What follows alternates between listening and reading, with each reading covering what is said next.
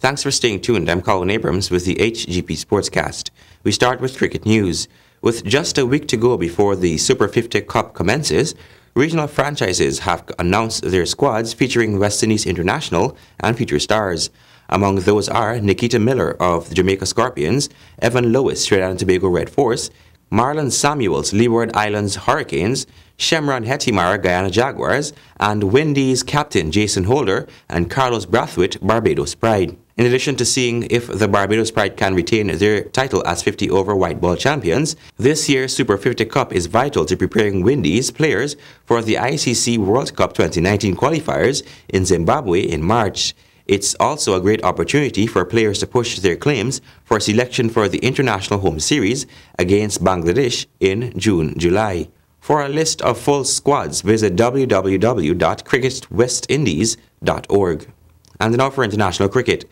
A strong South African pace attack on a green pitch leaves India stuttering at stumps on day one of the third test in Johannesburg. But India staged a comeback by snatching one cheap wicket before the close of play. Here's more. The tourists were bowled out for 187 in 76.4 overs, and the home side went to stumps on 6 for the loss of opener Aiden Markram's wicket.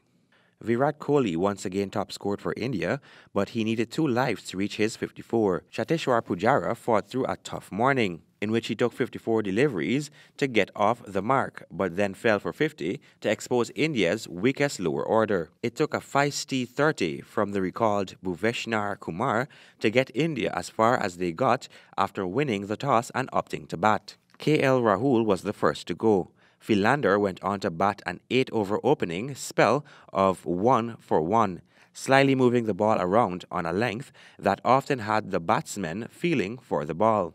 There followed a period where Kohli and Pujara fought for almost 3 hours and also rode their luck. South Africa should have had the big fish Kohli for 11 when India were 27 for 2. But a mix-up between Philander and Aiden Markram led Philander to put down an opportunity after Kohli had topped-edged a delivery from Rabada. South Africa were not giving much away and India reached lunch on 45 for 2. After the break, Kohli managed a second life as A.B. de Villiers shocked everyone, including himself, by putting down a chance at slip. Kohli had flung his bat at a wide delivery from Morne Merkel and toe-ended it to de Villiers, who appeared to misjudge the pace at which the ball was arriving.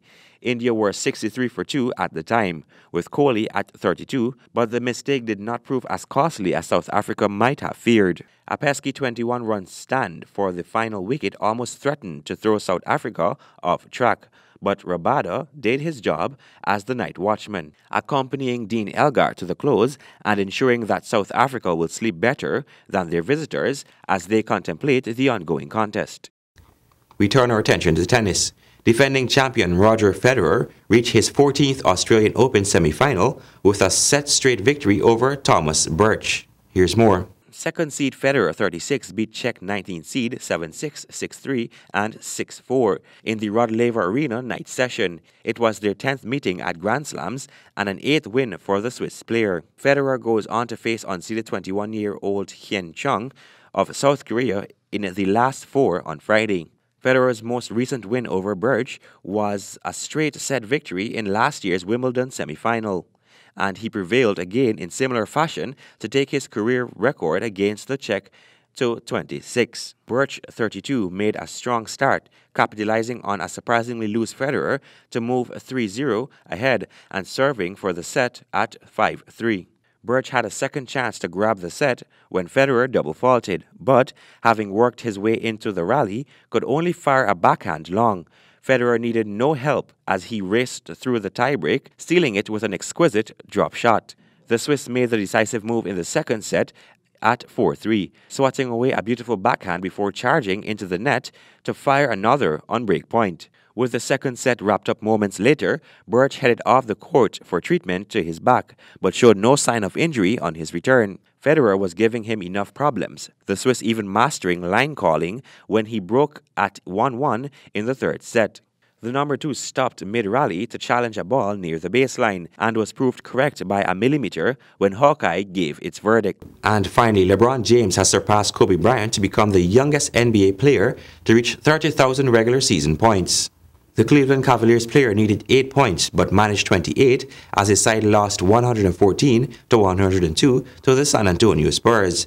James reached 30,000 points at age 33 years and 24 days, beating ex-Los Angeles Lakers star Kobe Bryant at 34 years and 104 days. Only 5 other men have reached the tally: Kareem Abdul-Jabbar, Karl Malone, Michael Jordan, Wilt Chamberlain, and Dirk Nowitzki. The 14-time All-Star is also the youngest person to join the prestigious Point Club. And that has brought us to the end of this edition of the HGP Sportscast. Before we go, remember, adversity causes some men to break and others to break records. Goodbye.